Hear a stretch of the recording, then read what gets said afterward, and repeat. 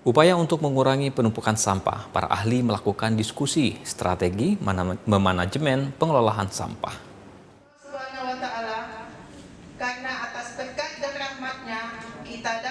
Untuk meminimalisasi penumpukan sampah, para ahli melakukan seminar diskusi tentang manajemen pengelolaan sampah, terfokus limbah rumah tangga. Menurut Ki Azwar Agus, Rektor Universitas Taman Siswa, ia berharap kegiatan ini dapat bermanfaat sehingga lebih gencar dalam percepatan pengelolaan sampah agar cepat menurunnya volume penumpukan sampah. Melalui kegiatan ini harapannya kita dapat menjadi pionir atau menjadi contoh bagi masyarakat maupun bagi stakeholder lainnya untuk memulai untuk melakukan pengelolaan sampah secara baik dan benar. Diskusi ini pun diapresiasi oleh Andrew Hayim, founder Waste Plan Australia, serta harapan besar agar kabupaten kota di Provinsi Sumatera Selatan dapat berkolaborasi untuk memanajemen pengelolaan sampah, terkhusus limbah rumah tangga.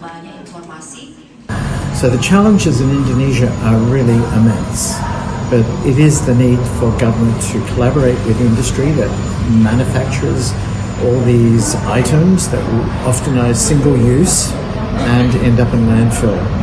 The landfill situation is toxic. It is poisonous on all fronts.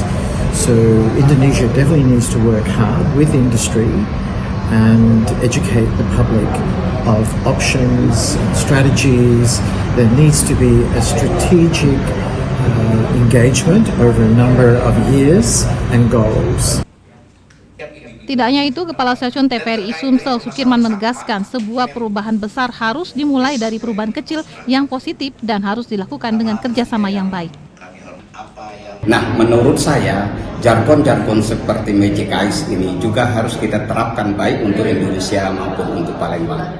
Ya, sebagai orang media tentu tidak banyak berharap ya, artinya tidak banyak yang bisa kita lakukan kecuali membantu pemerintah memblow up hal-hal yang baik, hal-hal yang kurang baik berkaitan dengan sampah.